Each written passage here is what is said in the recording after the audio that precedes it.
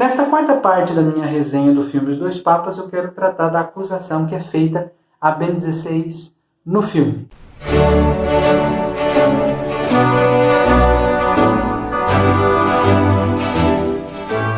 Que acusação é esta?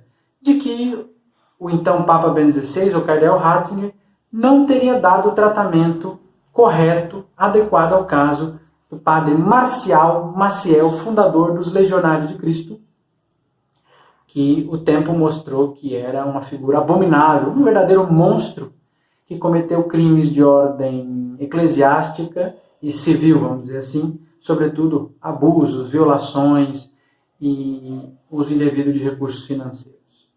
Então, o padre Marcial Maciel é uma figura que mancha tremendamente a história da igreja e do sacerdócio. A acusação é que Bento XVI, então, não teria dado o tratamento correto ali, teria revelado ao Papa ao cardeal Bergoglio, as coisas que Maciel teria feito. Vejam bem, em 1997 surgiram denúncias públicas do comportamento terrível do padre Maciel. Em 1998, os denunciantes solicitaram à Santa Sé um processo canônico, que veio em 2001 apenas, quando os casos de abusos sexuais passaram à competência da Congregação para a Doutrina da Fé. Ou seja, foi o cardeal Ratzinger que conseguiu que os crimes de abusos fossem tratados pela congregação mais alta da Cúria Romana, porque eram atentados verdadeiros à fé daqueles que foram violados. Vejam bem, então em 2001, Bento XVI já começa a interferir no processo. Em 2005, quem atesta é o vaticanista Marco Politi, o então Papa Bento XVI, o então cardeal Ratzinger, na verdade, tão logo faleceu o Papa João Paulo II, começou a trabalhar pela investigação sobre Maciel. O Monsenhor Scicluna, diz o Politi, logo do falecimento de João Paulo II, viajou aos Estados Unidos e ao México para começar esta investigação. Em 2006, pouco tempo depois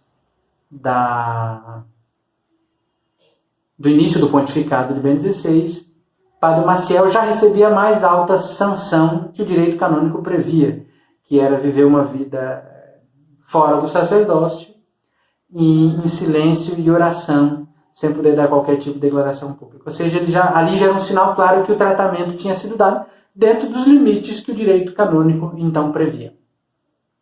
Vejam bem que, como cardeal, Ratzinger já começou a atuar nessa direção. Como Papa, ele levou até o fim o processo de sanção contra Maciel.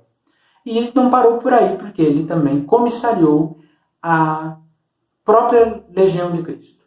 Vejam bem, o que está atestado aqui nesse livro, Ataques ao Papa, dos jornalistas Andrea Tornielli e Paolo Rodari, é que o Papa fez justamente tudo que podia para que a operação de limpeza fosse feita nos Legionários de Cristo.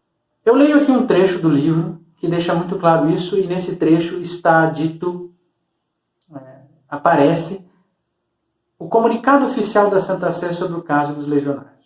Dizem os jornalistas: o Papa Ratzinger decidirá promover uma visita apostólica à Legião e comissariar a congregação fundada por Maciel.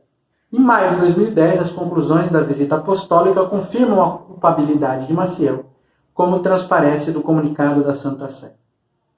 Leio o comunicado porque ele é muito duro e muito crítico. A visita apostólica pôde apurar que a conduta do padre Marcial Maciel degolhado teve sérias consequências na vida e na estrutura da Legião, de tal modo que requerem um caminho de profunda revisão. Os comportamentos gravíssimos e objetivamente imorais do padre Maciel, confirmados por testemunhos incontroversos, configuram-se por vezes em verdadeiros crimes e manifestam uma vida desprovida de escrúpulos e de autêntico sentimento religioso. Essa vida era desconhecida por grande parte dos legionários, sobretudo devido ao sistema de relações construído pelo padre Maciel, que habilmente soubera criar álibis, obter confiança, familiaridade e silêncio por parte dos circunstantes e reforçar o seu papel de fundador carismático. Fecha aspas. Concluem os jornalistas. Palavras muito duras. Impressiona sobretudo a frase em que se diz que Maciel era desprovido de sentimento religioso.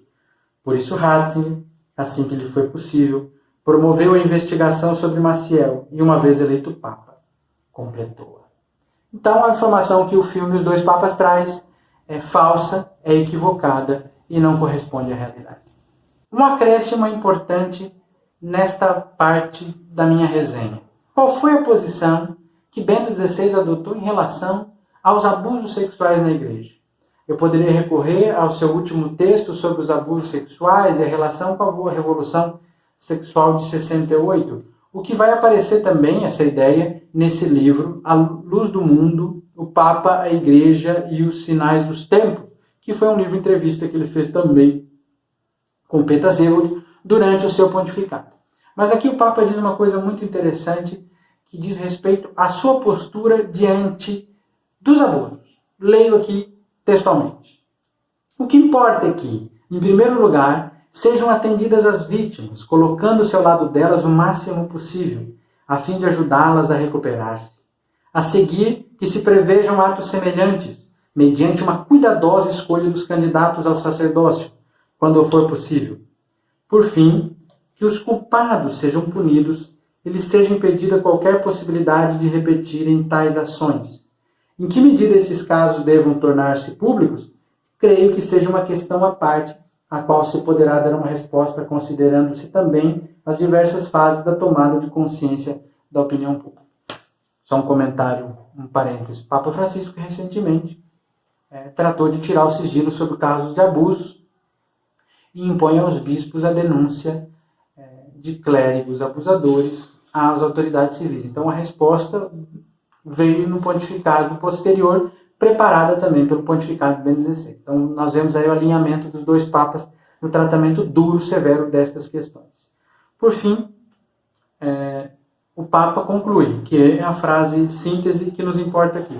Em primeiro lugar, como disse, está o amor pelas vítimas, fazer-lhes todo o bem possível, a fim de ajudá-las a superar o que viveram.